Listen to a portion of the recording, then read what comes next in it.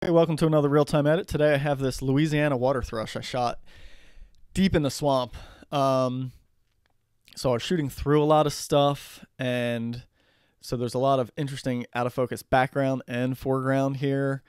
And I think some of the stuff I was shooting through helped to make the interesting texture back there, but I managed to find a little hole that I was able to get the bird nice and sharp through. So I really like the texture and everything that's going on with this image, but there's a few things that just need to be cleaned up. So first I'm going to crop out that real light spot at the bottom.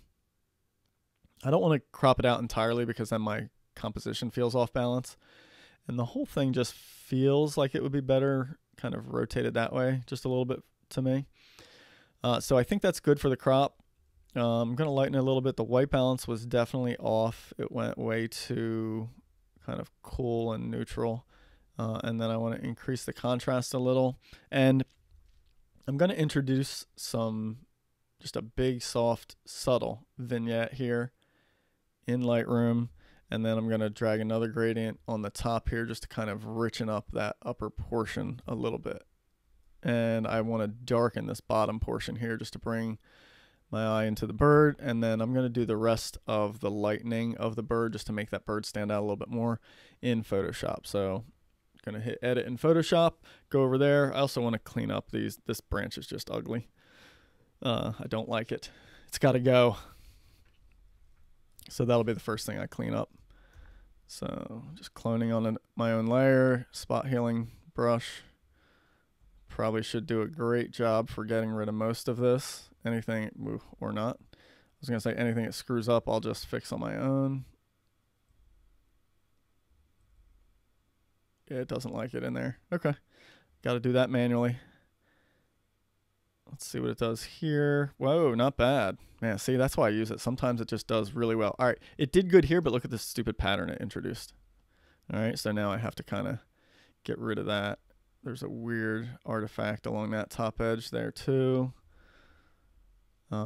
This doesn't make any sense because there's no longer a branch there. And then obviously I need to get rid of the rest of whatever branch is showing there. And so when I manually clone these things, like I just sample a lot so I can take from different patterns in different areas just so it's doesn't stand out, you know. And you guys just watched it, so there's probably parts that aren't perfect there, but for the most part nobody's ever going to look at that because this is the subject, and you're never going to pick up on the fact that I did any changes there. All right, next up, I just want to burn down some of these lighter areas that are kind of jumping out at me. So just a few, you're just shooting completely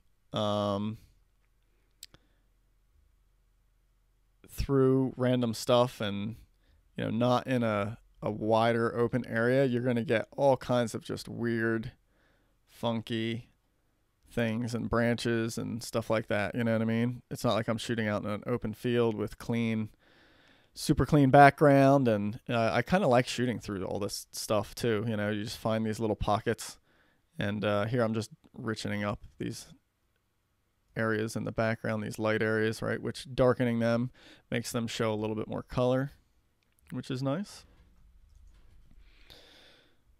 And then I just want to lighten up the bird. Oh, wow, I kind of like that overall, actually. But let me do just some on the bird, and then I'll lighten the whole thing overall because I did like that overall look a little bit better. I'm going to pop the catch light, so another curves adjustment layer for that.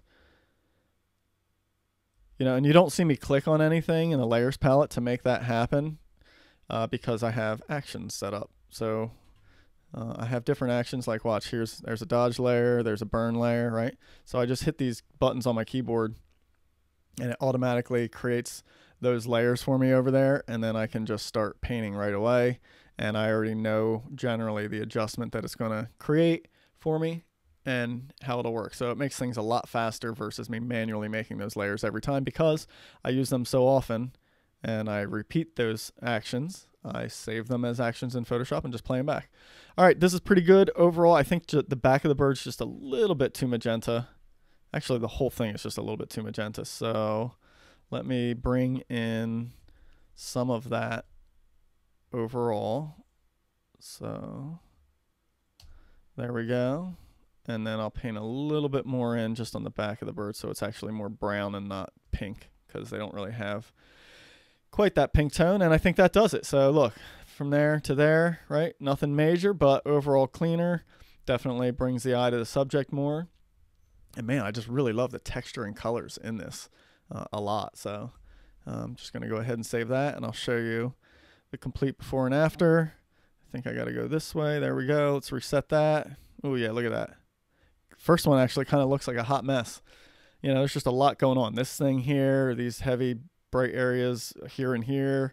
You know, the bird really doesn't stand out, but look at it here. Stands out way better. The colors are much more rich and warm and inviting. And yeah, I love this pattern back here. So hope you like this image, and thanks so much for watching.